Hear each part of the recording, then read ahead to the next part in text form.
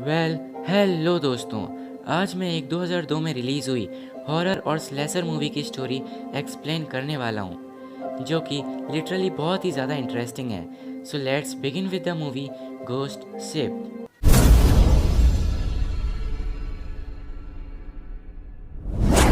जैसे ही movie start होती है, हमें 1962 की एक बड़ी शिप को दिखाया जाता है। सब लोग पार्टी में एंजॉय कर रहे थे, तभी एक आदमी शिप के सिस्टम में कुछ गड़बड़ कर देता है, जिससे एक वायर निकलता है जो सभी लोगों के शरीर को काटता हुआ निकल जाता है, जिससे उनका शरीर दो हिस्सों में कट जाता है। पर एक छोटी बच्ची कैटी अपनी छोटी हाइट होने की वजह से बच जाती है। ये भयानक सीन देखकर कैटी बहुत ज़्यादा डर जाती है। फिर हमें प्रेजेंट का सीन दिखाया जाता है, जिसमें एक सैल्वेज क्रू एक शिप को रेस्क्यू करके शोर पे ले आती है। उसके बाद वो एक क्लब में बैठकर अपनी विक्ट्री सेलिब्रेट करते हैं। वहाँ उनकी मुलाकात एक सर्विस पायलट जैक फेरीमैन से होती है, जो उन्हें एक शिप एंटोनिया ग्राजा के बारे में बताता है, जो सदियों पहले गायब हो गई थी। वो बताता है कि उस शिप में बहुत सारा सोना है और र्यूमर्स के हिसाब से वो वेरिंग सी में ही कहीं पर है। सेल्वेज क्रू उस शिप को रेस्क्यू करने का डिसीजन लेता है और अगले दिन जैक के साथ उसे रेस्क्यू करने निकल जाता है। अपनी मंजिल पर पहुंचकर उन्हें कोई भी शिप नहीं मिलती, जिससे वो बहुत हैरान होते हैं। पर तभी अचानक उनकी शिप एक जायंट शिप से टकरा जाती है। लकीली किसी को ज़्यादा चोट नहीं लगती। जैक और ग्रीक को छोड़कर सब उस शिप के अंदर जाते हैं।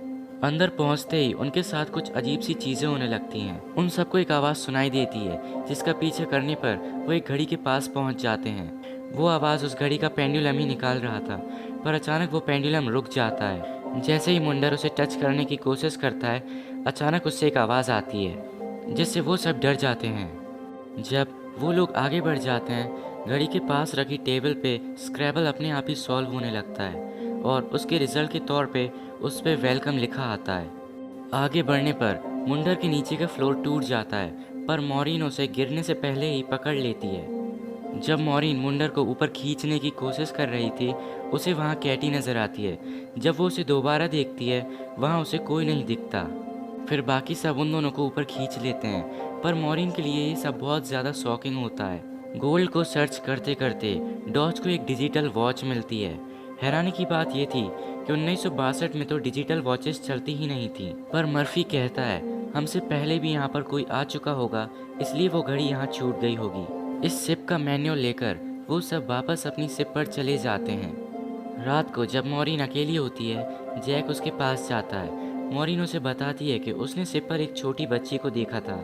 जैक इसे उसका वहम बताते हुए उसे आराम करने के लिए कहता है। अगली सुबह क्रू को पता चलता है कि शिप में एक बड़ा होल है, जिससे वो धीरे धीरे पानी के अंदर जा रही है।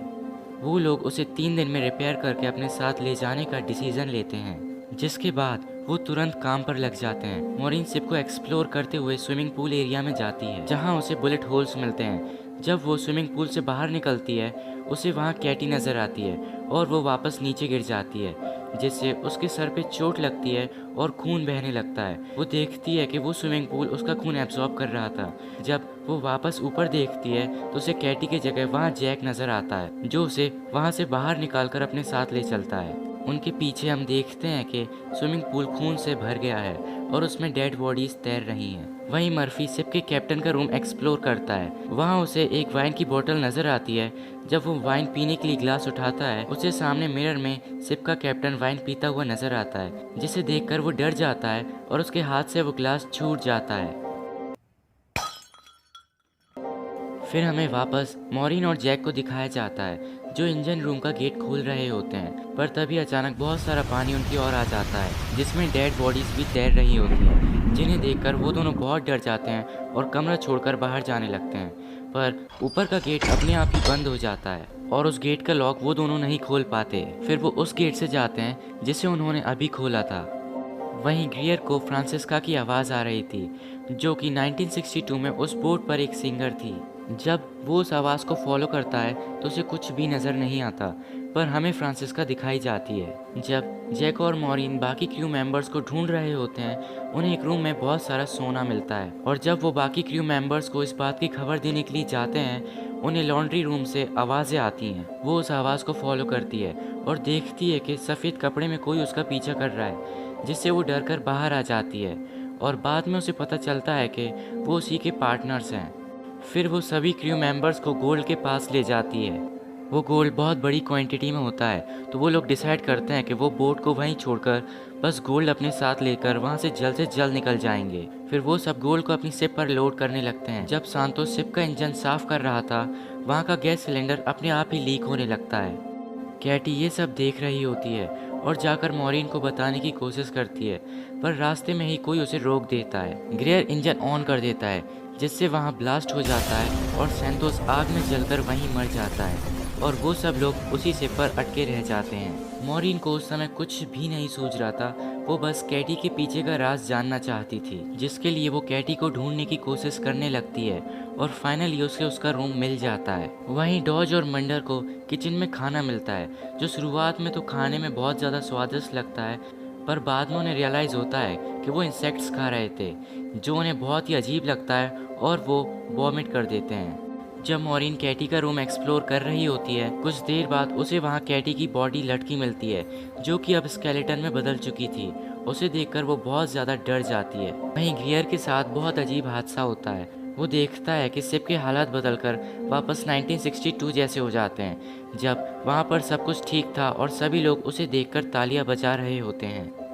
फिर हमें मर्फी को दिखाया जाता है, जो कैप्टन के रूम में बैठा होता है। अचानक उसके पास रखी वाइन की बोतल हिलने लगती है और वो देखता है कि उसके सामने कैप्टन बैठा है, जो उसे वाइन देता है। वो मर्फी को लॉरेलाई नाम की शिप के बारे में बताता है, जो बहुत ही मिस्टीरियसली गायब हो गई थी। दरअसल उस शिप को एंटोनियो ग्राजा ने रेस्क्यू किया था और वो सारा सोना लॉरेलाई का ही था। पर रेस्क्यू के 2 दिन बाद ही एंटोनियो ग्राजा गायब हो गई और वो आज भी एक रहस्य बना हुआ है। कैप्टन मर्फी को एक पिक्चर दिखाता है, जिसके बारे में हमें बाद में बताया जाएगा। वहीं मॉरिन कैटी के स्केलेटन से उसका नेकलेस उतार लेती है, तभी पीछे से वहां कैटी आ जाती है। जब मॉरी वो नेकलेस कैटी को दे रही होती है, वो नेकलेस उसके हाथ के आर पार चला जाता है और मॉरिन को पूरा विश्वास हो जाता है कि कैटी एक आत्मा है। कैटी मॉरिन को बताती है कि वो और उसकी आत्मा इस शिप पर बंदी हैं और जो भी ये कर रहा है, वो जब तक अपना कोटा पूरा नहीं कर लेगा, यहाँ से किसी को नहीं जाने देगा। इतना कहते ही उधर की दीवारें रंग बदलने लगती हैं। कैटी मॉरिन से कहती है कि यहाँ से तुम जल्द से जल्द निकल जाओ, तुम अभी भी ऐसा कर सकती हो, और वहाँ से गायब हो जाती है।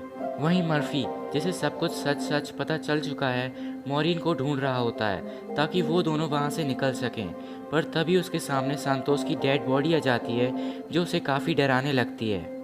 वहीं फ्रांसिस्का ग्रियर को सिड्यूस करके अपने साथ ले चलती है। जब वो ग्रियर को पूरी तरह से अपने वश में कर लेती है, वो उसे ऊंची जगह से नीचे फेंक कर मार डालती है। मॉरिन मर्फी को ढूंढते ढूंढते उसके पास आ जाती है, पर मर्फी को मॉरिन सांतोस जैसा लगता है, तो वो उसे मारने की कोशिश करने लगता है, लेकिन मॉरिन खुद को बचाते हुए उसके पैर में चाकू मार देती है। जब मर्फी मॉरिन को मारने वाला होता है, पीछे से जैक मॉरिन को बचाते हुए मर्फी पर हमला कर देता है और फिर उसे एक एक्वेरियम में बंद कर देता है, जिससे कि वो किसी और पर हमला ना कर सके। हालात इतने ज़्यादा गड़बड़ा गए थे कि सब लोग वहाँ से बस निकलना चाहते थे। मॉरिन सबके साथ उस शिप को सही करने में लग जाती है। वो सब लोग शिप को रिपेयर कर देते हैं और मॉरिन फिर गियर को ढूंढने जाती है, जहाँ उसे फिर से कैटी मिलती है, जो मॉरिन को गियर की डेड बॉडी दिखाती है। कैटी मॉरिन को अपने साथ पास्ट में ले चलती है, जहाँ वो उसे वहाँ की सच्चाई बताती है। कैटी उसे दिखाती है कि सैफ गोल्ड के लिए सबके खाने में जहर मिला के उन्हें खिला देते हैं और फिर खुद भी मर जाते हैं। बाकी लोग वायर से कट के मर जाते हैं और कुछ लोगों को शिप के वर्कर्स गोलियों से मार देते हैं और कैटी को उसी के रूम में लटका कर मार दिया जाता है। और इस सब के पीछे की बस एक ही वजह थी, वो सोना। जब वो सब सोने तक पहुंच जाते हैं, फ्रांसिस्का एक वर्कर को अपनी सुंदरता के वश में लाकर बाकी वर्कर्स को मरवा देती है और बाद में खुद उस आखिरी वर्कर को मार देती है। फिर ये सब कुछ करवाने वाला आदमी वहाँ एंटर होता है, जो कि फ्रांसिस्का को एक हुक से मार देता है। जब मॉरिन को उस आदमी का चेहरा नज़र आता है, वो बहुत ज़्यादा शॉक्ड हो जाती है, क्योंकि वो आदमी कोई और नहीं बल्कि जैक ही था, जो उन्हें इस शिप पर लाया होता है। तभी मॉरिन को मर्फी का ख्याल आता है, तो वो जल्दी से उसके पास जाती है, लेकिन वो पहले ही पानी में मर चुका होता है। वो देखती है कि मर्फी के हाथ में जैक की पिक्चर थी, जिसे कैप्टन ने उसे दिखाई थी। मॉरिन डॉज को जैक पर नज़र रखने का कहकर मुंडर को ढूंढने चली जाती है। वहीं मुंडर को भी कोई इनविजिबल फोर्स मशीन की ओर खींच रहा होता है, जिससे वो मशीन के अंदर जाकर चकनाचूर हो जाता है। मॉरिन देखती है कि पाइप्स में से खून आ रहा है और वो समझ जाती है कि मुंडर की भी मौत हो चुकी है। फिर हमें डॉज और जैक को दिखाया जाता है, जहाँ डॉज को जैक की बातें सुनकर गुस्सा आ जाता है और वो उसे शॉट गन से शूट कर देता है। डॉज जैक को मरा हुआ समझकर वहाँ से चला जाता है। वहीं मॉरीन शिप में बॉम्ब फिट कर रही होती है। डॉज उसके पास आकर उसे ऐसा करने से मना करता है, पर मॉरीन उसकी बात सुनने के लिए राजी नहीं थी। जब डॉज की बात का कोई असर नहीं होता, डॉज अपना रूप बदल लेता है और वह अपने असली रूप में आ जाता है, जो कि जैक था। वो मॉरीन से कहता है कि मैं भी तुम्हारी तरह एक सेल्वेजर हूँ। तुम्हारा काम है बोट्स कलेक्ट करना और मेरा काम है सोल्स को कलेक्ट करना, और ये मेरी जॉब है जो मुझे अपने कर्मों की सज़ा के तौर पर मिली है। अगर ये शिप डिस्ट्रॉय हो गई तो मेरी मैनेजमेंट मुझसे नाराज़ हो जाएगी, इसलिए वो उसे शिप को ब्लास्ट करने से रोक रहा था।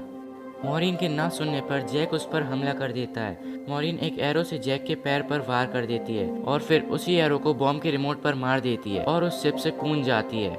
पूरी बोट ब्लास्ट होकर डिस्ट्रॉय हो जाती है। जब मॉरीन को वहाँ से निकलने का रास्ता नहीं मिलता, कैटी उसकी मदद करती है और उसे वहाँ से बाहर निकालती है। बाहर निकलकर मॉरीन देखती है कि उस बोट पर फंसी सारी लाशें अपने नए जन्म के लिए आज़ाद हो जाती हैं। मॉरीन एक बॉक्स पर तैरते तैरते कुछ दूर आती है, जहां उसे एक रेस्क्यू टीम बचा लेती है। और फिर हम देखते हैं कि मॉरीन को एक एम्बुलेंस में शिफ्ट किया जाता है। तभी मॉरीन देखती है कि जैक अभी भी जिंदा है और गोल्ड को नई शिप में लोड किया जा रहा है। वो डरकर उसे चिल्लाती है। And here movie ends. Hope you enjoyed this video. For more such videos, subscribe to our channel and press the bell icon. Thanks for watching.